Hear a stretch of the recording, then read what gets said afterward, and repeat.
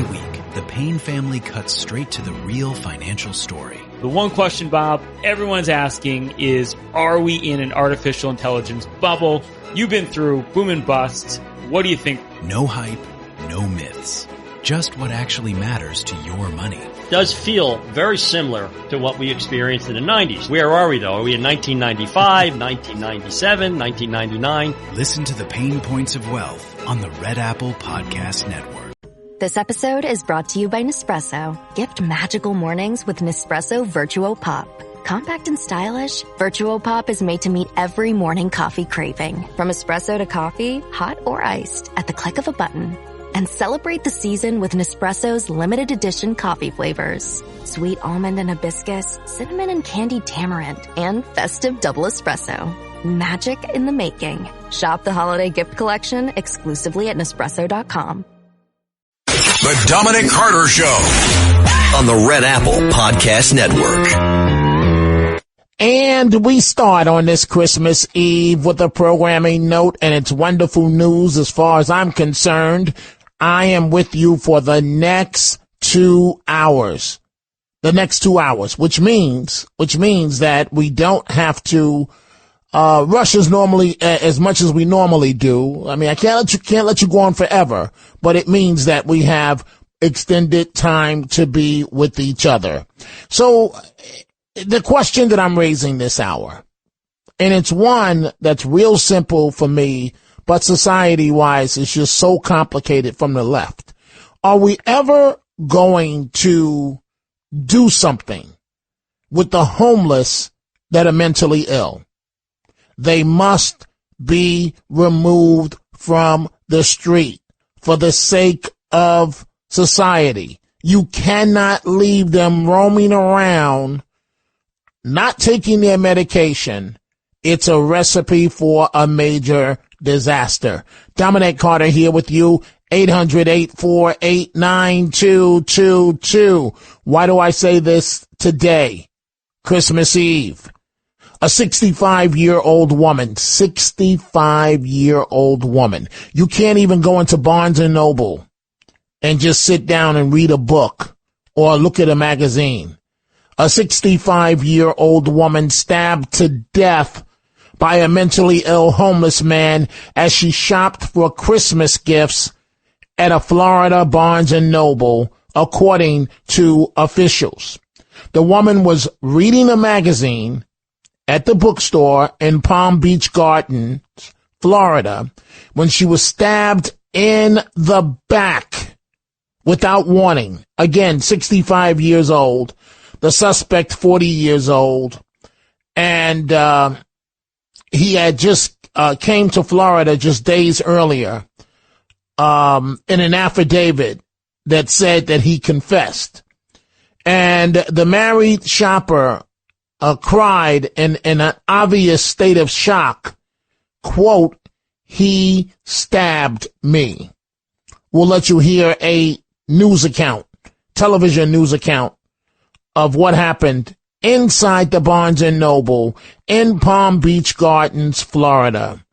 When is society going to say enough is enough?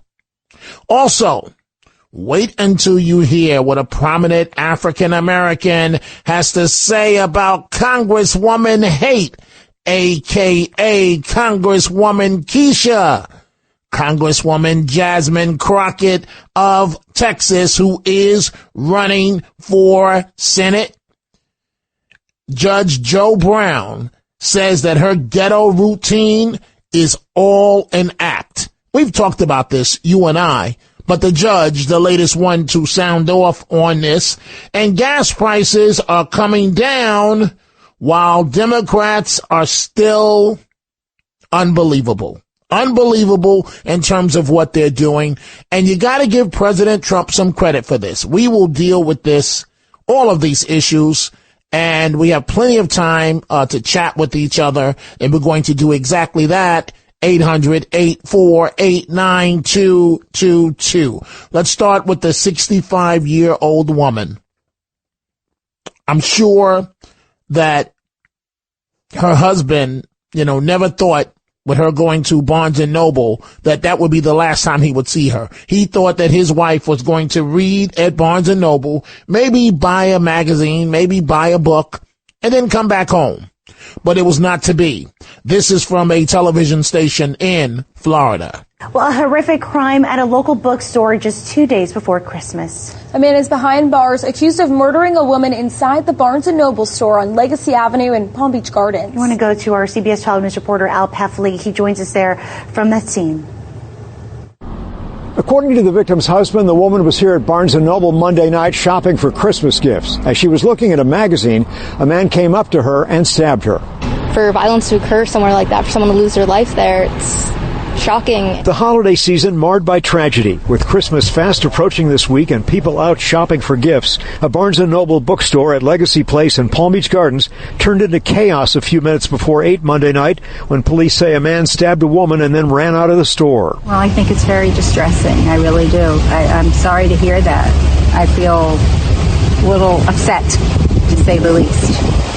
I'm sorry that occurred. It's a terrible thing. Witnesses inside the Barnes & Noble store were able to provide a description of the attacker to police. 40-year-old Antonio Moore was found a short time later and is now charged with first-degree murder. Police have not provided a motive for the stabbing. The victim is identified as 65-year-old Rita Launcherich of Stewart. We went to her home seeking comment. Her husband spoke to us off camera. He said, according to police, Moore is a homeless person from Alabama who was mentally ill and had only been in Florida for about a week, and he was living in the woods. We're still working to confirm that with police. Her husband says moments after the attack, his wife called him on her cell phone, telling him she had just been stabbed. Police rushed to the Barnes & Noble and provided first aid, but Launcherich later died at a hospital. A Barnes & Noble spokesperson said they do not comment on ongoing police investigations.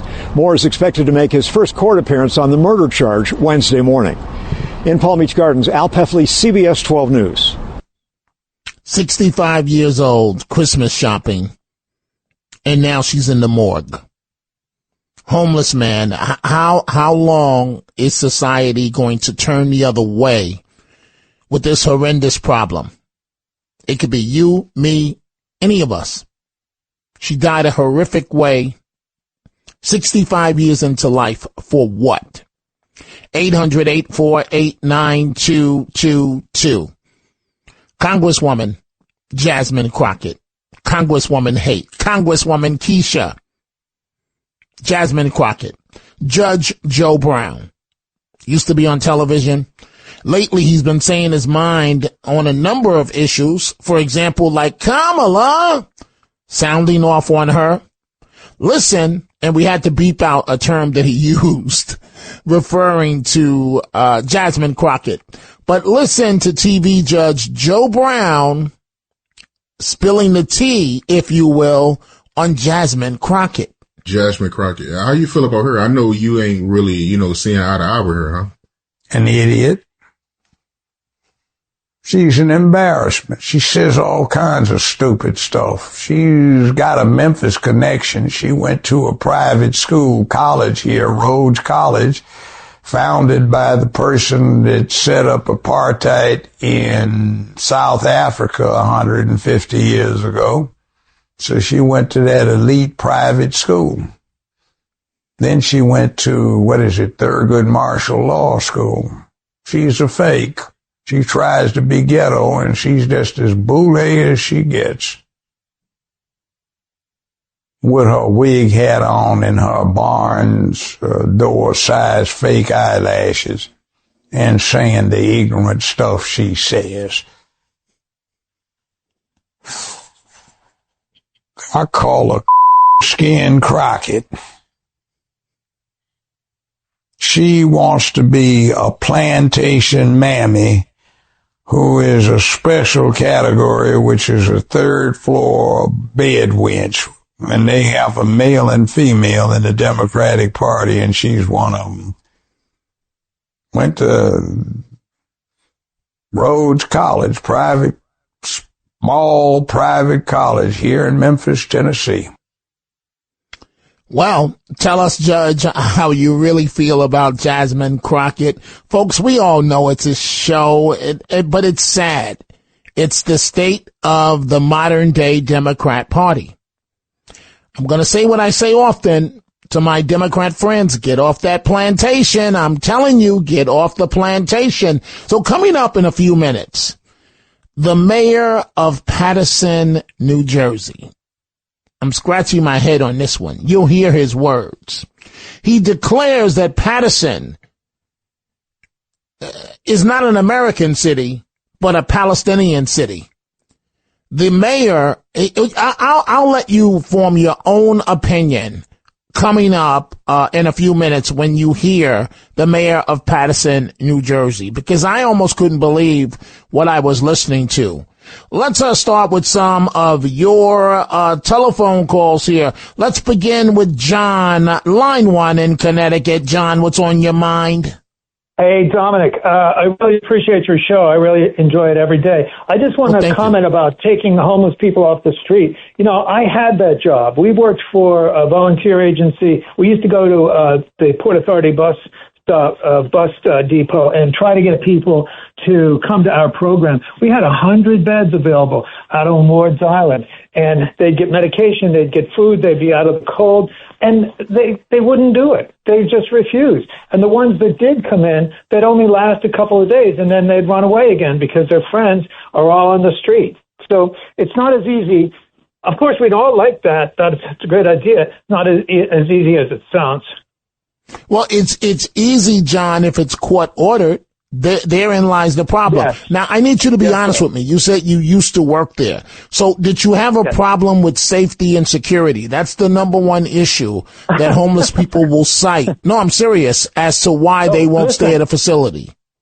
We did. I myself got knocked unconscious by one of the residents there and was in the hospital for a week. And you did have a safety problem, a security problem. Yes, we did. We sure enough did. They would stab each other. They would rob each other. They'd beat each other up. They'd beat up the staff. I mean, it was so those guys who were saying they don't want to go to the shelter because it's dangerous, that's true. That's really true. Okay, so John, as someone that's been there, done that, what's the answer? Because my opinion, I've never worked in the field that you have, is that the court order to mandatory to take their medication. That's the first step. That's the setup. And when they don't take their medication, lock them up. I don't want to look at them. It's as simple as that. Yeah.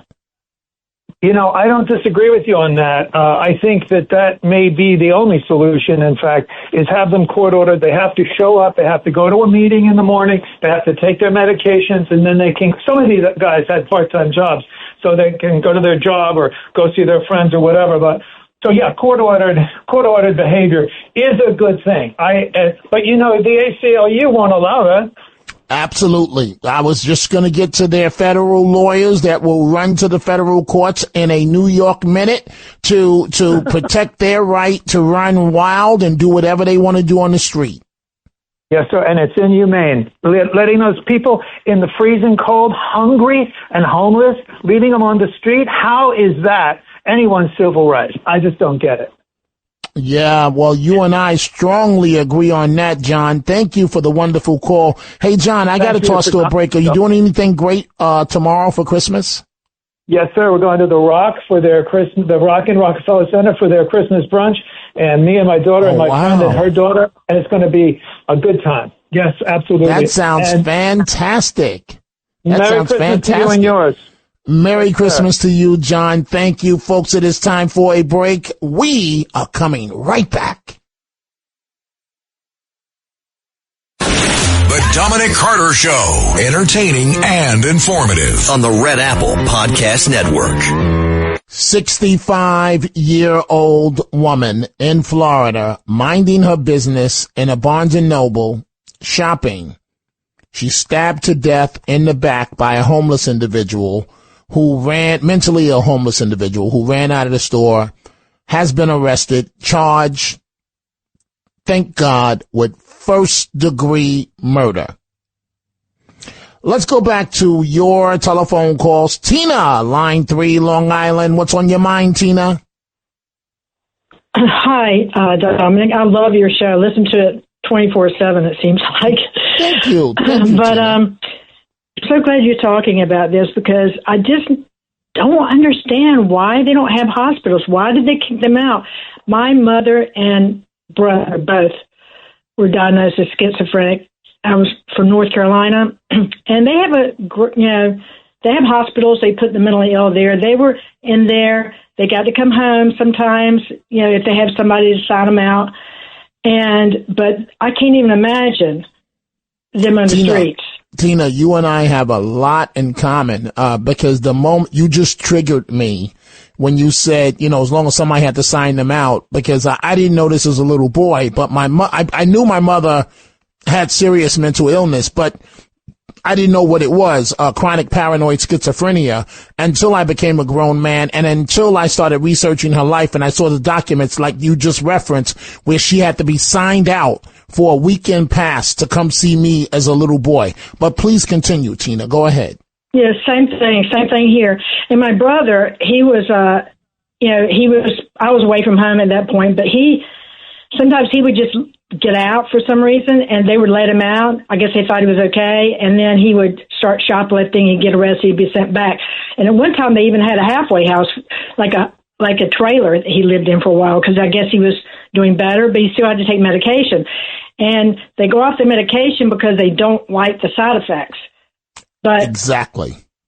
They need to be in there. They can't function on their own. They just can't. And if they build hospitals, they'll get jobs. There'll be plenty of jobs. So you can have security in there. You hire security. I just don't get it. Why the politicians don't focus more on that? Well, it's easy to explain, Tina. We used to have politicians that stood for something. I'm not broad brushing all of them, but you have people running for office with personality, but basically a brain dead. And unless you have somebody with vision, not just one, it requires almost a legislative body to have vision to say we must put this money back into beds for the mentally ill. It's just not going to happen. Tina, let me ask you something, because and it's a personal question. I used to always worry about this when I found out in full detail about my mother's mental illness, that one day would I just snap. You said your mother and your brother. Did you have those same fears or no? Yes, I did. I have another brother who committed suicide. So I have my younger brother's okay and I'm okay. So I have a daughter, and before I got pregnant, I was really worried about it. And they said they've found through studies that this is mostly an environmental type deal. You might have, they have more of a tendency, I guess, maybe, but there's so many things that set it off that trigger it. And my brothers... Go ahead. Your brother? I was just going to say, I know when I was very young, we didn't have the easiest childhood growing up, and my father divorced, and my brothers ran away from home when they were very young. They started doing drugs, and Tina, really messed them up. Tina, I don't know if you can hold on. The break is a couple of minutes, but if you can, I would love for you to do so. I'd like to continue this. Plus, we'll get to all the other calls, 800-848-9222. The Dominic Carter Show. Entertaining and informative on the Red Apple Podcast Network.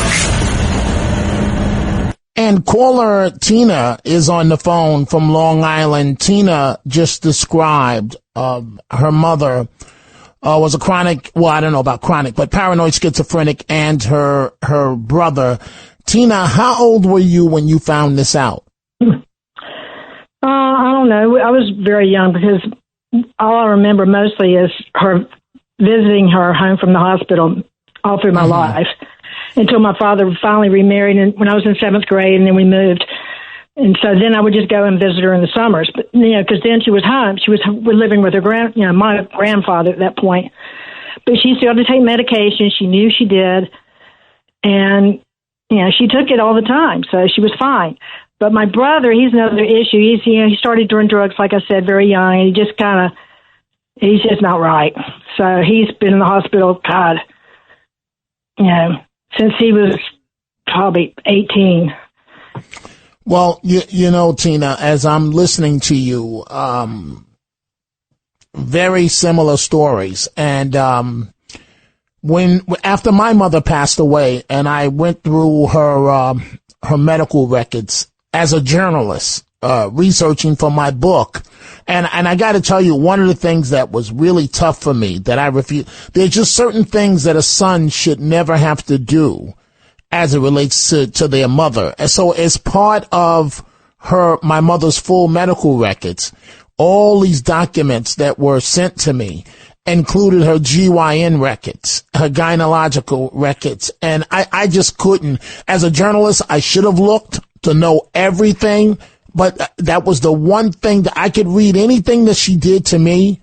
I could read about how I was hospitalized after numerous severe beatings that she administered to me in one of her episodes. I could read about the times that she hated to take the medication. I don't know what it is. She said that it made her feel dead and numb. It was Thorazine and a bunch of other stuff. Yeah, my mom took Thorazine and Stelazine. And do you know if your mother complained about it or no? Yeah, she didn't like it. Once she went off her medicine, she was living with her father, and I started getting, I would always get letters from her occasionally, but all of a sudden I would get these letters, pages and pages, and she would just go on rambling. I said, she's not taking her medicine.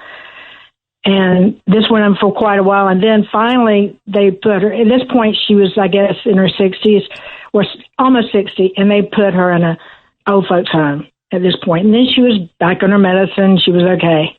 She died at 63, so... Did you notice, and Tina, I'm going to wrap this up in a second, but at least with my mother, and I don't think people understand this, two things I want to say. When they're paranoid schizophrenic and they start hearing these voices, we don't understand how strong and how real these voices are inside their heads. And whatever those voices tell them to do, that's what they're going to do. In my case... Yeah. My mother, it's well documented, heard voices to throw me out of a window. And that's exactly what she was going to do. And I had to walk on eggshells, because if she was on her medication as a little boy, I was fine. But if I got her angry, she had the strength, and this is what I'm asking you about your mother. Maybe you don't know. Paranoid schizophrenia, they have the strength of an ox when they get angry. Did you notice that about your mother or no? My mom never was angry. She just, that's what they diagnosed her as. I think what happened was after she had a baby, I was the oldest, she went to severe depression, and they didn't know back then, they diagnosed her as that. So every time she'd come home for a while and have another baby, go back. She was very severely depressed. I'm not sure if that's really what happened, but that's what they diagnosed her as. And then after a certain amount of years, after being on Thorazine and Stelazine, kind of numbed her, and so I've never had much faith in the medical profession because of that. I mean, I kind of fought it a little bit, because I didn't believe that was correct, because she was never that angry, but that's what she was diagnosed as. But my brother, on the other hand, he hears voices. He'll say crazy stuff. So I know he's hearing stuff. My mom never acted that way to me. She just rambled when she wrote those long letters. Hey, but what I wanted to get to, I'm sorry. Go ahead. I just want to get to the point about the hospitals.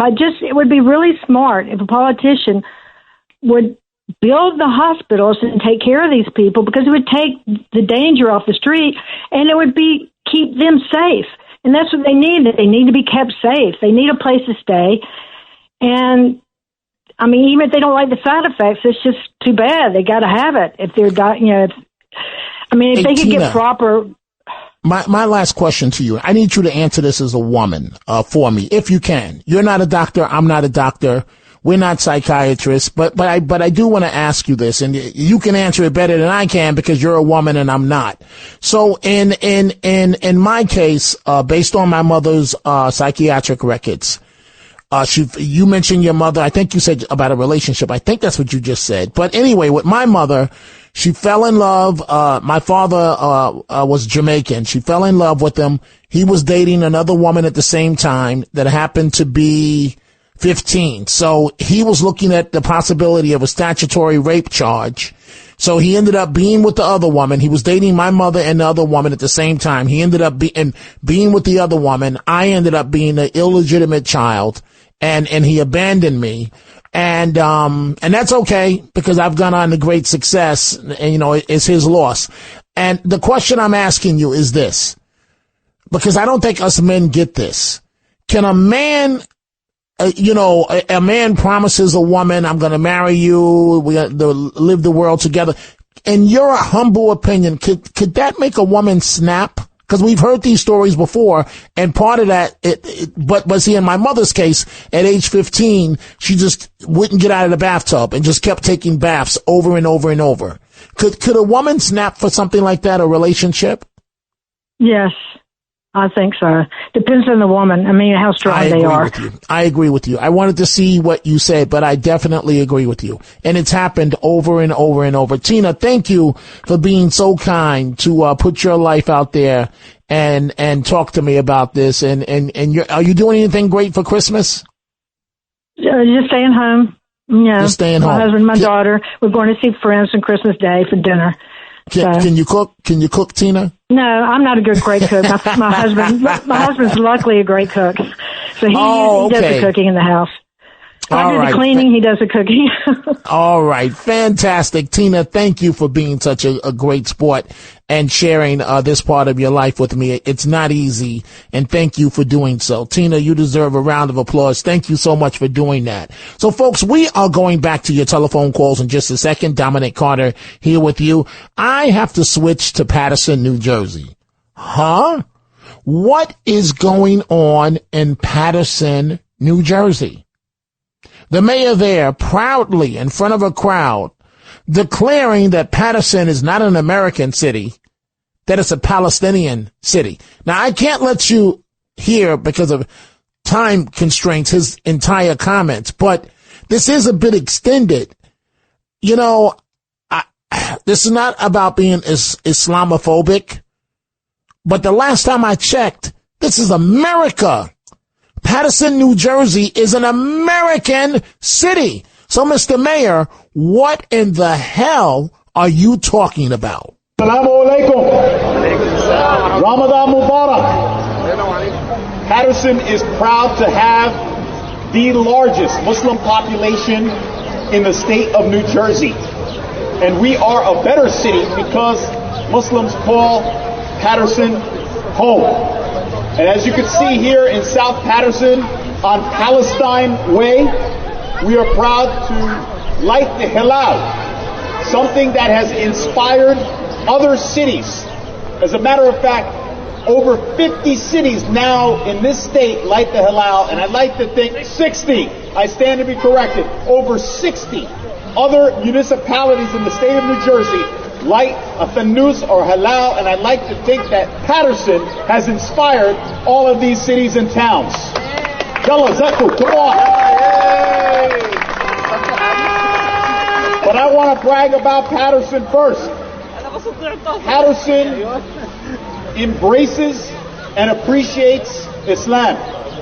So much so that we are one of the few cities in the country where children are afforded a day off for both Eid holidays so they can celebrate with their families. Paterson is one of the few cities where children in schools can have halal food on in their cafeterias. The children should be clapping for that one. Yeah. Day off and halal food? Come on, guys. Get with the program. I want to go back to school. No, they want day off, right? They want to. Anyway.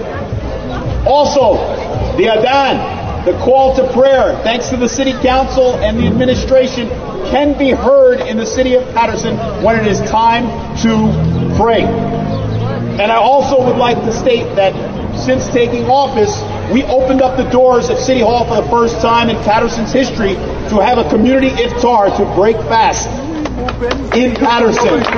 This year, the sheriff will join us. That will be on Thursday, March 13th at 6 p.m. And also, Paterson is probably one of the few municipalities where you have not one, not two, but three Muslim city council members as a part of our governing body. The mayor of Patterson. And so, listening to that, I'm a little torn, to be honest with you. And my honest opinion is, Mr. Mayor, this is America. I'm sorry, serve those kids American food. If you want halal or whatever you call it, go to a Muslim school. I'm sorry, the way public tax dollars should not be covering that. That's part of the problem of what's happening as of late in America. Everybody wants to come here and turn America into their country. No, if you feel that strongly about your country, go purchase the airline ticket and go back home. Let's continue with your telephone calls. Line 5, Paul in England. Paul, I need some fish and chips. You got some fish and chips for me, Paul? Fish and chips? I got some fish and chips for you, yeah. What's on your mind? Happy holidays, Paul. Well, happy holidays to you, Dominic. Yeah, well done, yeah. Regarding homeless people, I think everybody who's homeless have got a story behind them, I must imagine, and some choose to be out there, and some don't, and some are forced out of hospitals early, or whatever. That's circumstances, homeless, or lose jobs and things like that. Everybody's got a story, I think, but there ought to be some sort of community homes for them to live in, if not already, whatever, I reckon. So, Paul, is the mentally ill homeless, is it a huge problem in England? It is a huge problem, yeah, of course. Most people do on the streets, and they let them out early, I think these days, the new policy, it's good, I think, as far as I know. So the answer is what, Paul? What happened years ago with you kept people in hospital for a certain time until they were well, and move into group homes and to mental health units and things for time being until they find flats and places like that. I don't know about the policy now, but it's all changed now, and those community hospitals are not there and got no beds there, so, there's some... Yeah, I hear you, Paul, and I've been hearing about a solution to this problem from when I started in the mid-'80s. Paul, happy holidays to you, and happy holidays be well, to you, Dominic, yeah. And be well, my friend in England. Well. Let's go to line 2, Rich in Westchester. Rich, what's on your mind? Yeah, Dominic, one of the reasons why we have turnstile justice in this country is because our prisons are overcrowded, our jails are. If we build prefab homes that people live in, it's half the cost and it takes half the time. That's not the answer. That's not the answer. That's not the answer. That's a very superficial look at the problem. If you're going to if you're referring to homeless, mentally ill people, you've got to deal with their issues. Putting them in a cubicle of a house is not going to solve the problem, Rich. Well, can't we expand the technology to make them buildings with minimum security that we could house 500 or 1,000? Doesn't have to be mentally ill, but what about just the low-level criminals that aren't crazy? They're just criminals. We got to find a place to put them somewhere. Hey, Rich, but why should we pay to house them? I'm talking about the criminals right now, the low-level criminals. It's not my fault that they're a loser and they made bad choices in life. So we're on the hook for criminals. Is that what you're telling me, Rich? No, but the bottom line is we got to get these people off the streets. Wouldn't it behoove us to do that? Even if it's not going to cost as much, these low level criminals they don't just create one crime a year. They're habitual criminals. I got the housing form. I got the perfect housing form. I really do. How about 5 to 10 in the state penitentiary? How about that? That's fine with me, but that's not going to happen. They're just going to keep letting them out. You're right. You're right. Yeah. You're right. Well, I hope keep letting them out. We have district attorneys these days that I guess they went to Columbia for a master's in social work. Because I've actually moderated debates, Rich, where, and this, I'm referring to the one with Alvin Bragg and, right here at the station. And these guys were bending over backwards to talk about how they're going to let the criminals out. Second chances, how they didn't do it. It's real simple. It's real simple. Hey, Rich, thank you for the great call. It's real simple. Simply lock them up. Lock them up. So I'm looking at my screen, and thank you for the call, Rich. I'm trying to see some of the other callers here. And so I'll be getting to them in just a second here. I'm waiting for the names to be put into the system so that I can see who's calling. What I'm going to do right now here, let's see. Okay, let's do this. Let's take a break. Oh, wait a minute. Debbie in New Jersey on Patterson. Let's go to Debbie. Oh, wait a minute. I am late for a break. You're right, Jonas. So see, folks, what's going on so that you know. I'm talking to you, and they're in my ear through the headphones telling me what to do. And every now and then when I get so wrapped up in a conversation, I forget to look at the clock. And the one thing you can't do as a radio host is forget to look at the clock. Because if I miss my time spot, as I just did by 3 minutes, that means the affiliates, that we've messed them up as well. So we're going to take a break, and we are coming right back, going to Debbie in New Jersey. The Dominic Carter Show. Entertaining and informative on the Red Apple Podcast Network. And it's a thought that I've had for many, many years. It is not compassionate to leave the mentally ill, homeless on the street. They have got to be removed from the streets for themselves, but also for the greater good, the greater protection of all of us. So I just thought about something, Jonas. I just thought about something that Judge Joe Brown said minutes ago, and it just hit me. He said that Congresswoman Jasmine Crockett is wearing that wig with fake eyelashes. And a number of women have called up here to tell me that. And how come I didn't know it was a wig and fake eyelashes? Did you know?